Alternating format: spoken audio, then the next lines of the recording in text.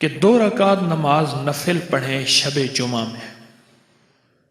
شب جمعہ کہتے ہیں جمعرات کا دن ہو، مغرب کے بعد جو وقت شروع ہوتا ہے، جمعرات کے دن مغرب ڈوبنے کے بعد جو وقت شروع ہوتا ہے اسے کیا کہتے ہیں؟ شب جمعہ۔ جمعرات کے دن مغرب کے بعد ڈوبنے کے بعد جو وقت شروع ہوتا ہے اسے شب۔ یہ حضرت علی کرم اللہ وجہہ کی روایت ہے، ایک کتاب میں ہے، دوسری کتاب میں، تیسری کتاب میں۔ میں صرف ایک کتاب کا حوالہ دوں گا، فضائل درود شریف، حضرت شیخ الحدیث رحمۃ اللہ علیہ نے اس کو لکھا ہے، ابھی اٹھا کے دیکھ لیجئے۔ میں صرف ایک کتاب کا حوالہ ان 2 نفل کے لیے دے رہا ہوں۔ فضائل درود شریف تو جانتے ہیں نا، حضرت شیخ الحدیث رحمۃ اللہ علیہ نے اس ایک کتاب کا حوالہ آپ کو دے رہا ہوں، اور کئی کتابوں میں مختلف روایات سے یہ 2 نفل کے کمالات اور فضائل اور فوائد موجود ہیں۔ جو بندہ 2 رکعت نماز نفل پڑھے شب جمعہ میں، اور شب جمعہ مغرب سے لے کر فجر سے پہلے تک ساری شب جمعہ ہے، غور سے سمجھیے گا، مغرب کی ڈوبنے سے لے کر اور نماز فجر کے اگلے دن کی نماز فجر کے وقت پہلے ہونے سے پہلے، یہ روزے کا وقت تک، جیسے روزے کا وقت شروع ہوا سحری کا وقت، سحری کے وقت تک یہ ساری شب جمعہ ہے۔ جو بندہ 2 رکعت نماز نفل پڑھے، پہلی رکعت میں سورۃ فاتحہ کے بعد 11 بار آیت الکرسی، دوسری رکعت میں سورۃ فاتحہ کے بعد 11 بار قل هو اللہ نفل ختم، بولو مشکل، پڑھ کے سلام پھیریں اور پھر حضور کی بارگاہ میں درود پاک پڑھتے پڑھتے پڑھتے سو جائیں، لکھا ہے اسے دیدار مصطفیٰ نصیب ہوگا۔ اللہ اکبر، مدینے والے کا دیدار نصیب ہوگا، آقا مدینے والے کی زیارت نصیب ہوگی۔ اتنا زبردست، اور میں نے جس کو بتایا، کسی کو جلدی کسی کو دیر سے، کوئی فرد آج تک شاید ہوگا، میں دعویٰ نہیں کر سکتا، کہ جس نے یہ عمل متواتر یقین اور اعتماد اور اعتقاد کے ساتھ، آخر شیخ الحدیث نے اپنی کتاب فضائل درود شریف میں ایسے نہیں لکھا، آج جا کے دیکھیے گا، ایسے نہیں لکھا، اور کئی کتابوں میں حوالے ہیں، چونکہ یہ کتاب مشہور عام ہے اس لیے اس کا حوالہ دے رہا، لکھا ایسے نہیں ہے۔ حضرت علی کرم اللہ وجہہ کی روایت اور بعض روایات سے ایسے نہیں لکھا، اس کے اندر طاقت اور تاثیر ہے، اور میں نے دیدار مصطفیٰ کے لیے بڑے عمل دیکھے، میں نے سب سے مختصر عمل یہی پایا اور اس کی بڑی تاثیر پائی۔ دیدار مصطفیٰ نصیب ہوتا ہے، اور بعض محدثین کے واقعات میں ایک انوکھی بات میں نے پڑھی، میں خود پریشان ہو گیا، پریشان سے بہت حیران ہو گیا۔ فرماتے ہیں اس نفل کے پڑھ پڑھ کے ہمارے ساتھ اب یہ معاملہ ہو گیا ہے کہ روایت ہے، یہ حدیث ہے، اور اس کی سند ہمیں کمزور نظر آ رہی ہے۔ یہ ان لوگوں کو بات سمجھ آئے گی جو حدیث کے اسناد، مسلسلات اور حدیث کے اسناد میں توجہ رکھتے ہیں۔ اور ہم نے خود آقا مدینے والے سے ڈائریکٹ پوچھ لیا، حضور یہ آپ کا فرمان صحیح ہے؟ آپ نے فرمایا ہاں صحیح ہے۔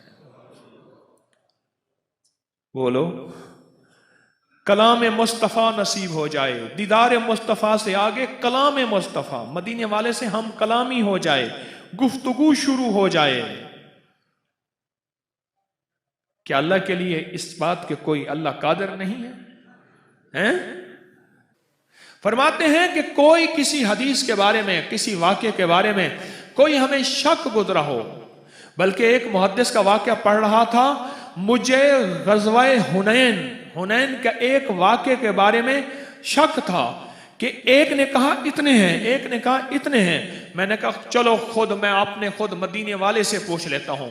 کہا مدینے والے سے میں نے پوچھا تو آپ نے فرمایا فلاں روایت والے نے ٹھیک لکھا ہے۔ مجھے ایک شخص نے اور عجیب بات بتائی، لوگ مجھے اپنے تجربات بتائیں، جیسے میں ملوالی میں آیا، یہاں آیا، اور یہ میں آپ کو آ کے بتا رہا ہوں۔ آپ میں سے کتنے ایسے ہیں جو عشاق ہیں، کرنے والے ہیں، پھر وہ مجھے ریزلٹ دیتے ہیں؟ ایک بندے نے مجھے عجیب بات بتائی، فرمایا اس نفل کا مجھے یہ فائدہ ہوا ہے، مسلسل پڑھنے سے اور یقین اور گڑ گڑا اور بھیکاری بن کے یہ فائدہ ہوا ہے، اب کوئی مسئلہ ہو میں ڈائریکٹ مدینے والے سے پوچھ لیتا ہوں۔ 2 نفل ہیں شب جمعہ میں، شب جمعہ میں۔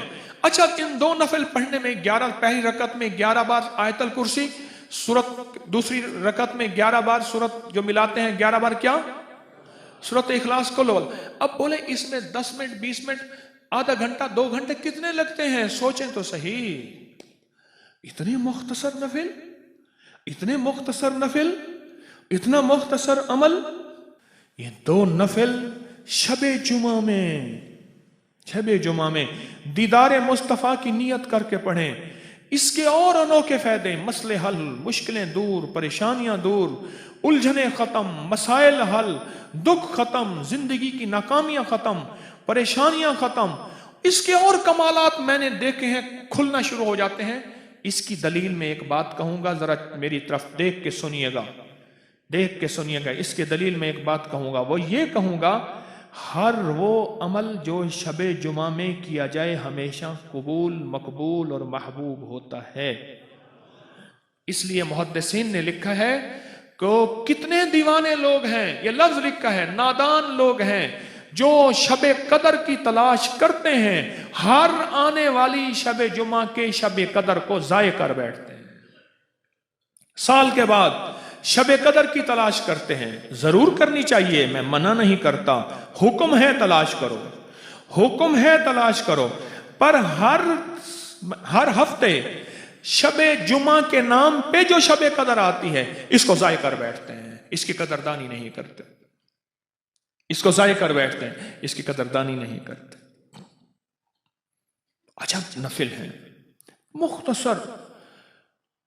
शेखुल हदीस रहमतुल्लाह ने अपनी किताब फज़ल दुरूद शरीफ में लिखा, मुख्तसर पर इसका नतीजा, इसका कमाल अखीर अखीर और अखीर है, और अखीर है।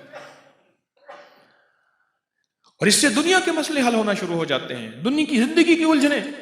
मुझे एक चीज बताएं, जिसको कायनात का आखिरी जलवा अल्लाह के बाद दीदार मुस्तफ़ा नसीब हो, जिन नफिल से, उन नफिल से कायनात के छोटे मोटे दुनिया के काम, ये मसले हल हो नहीं सकते। सोचे तो सही, आखिरी हस्ती अल्लाह के बाद कौन है? सारे कहो मुहम्मदुर रसूलुल्लाह। आखिरी हस्ती, आखिरी हस्ती, आखिरी हस्ती।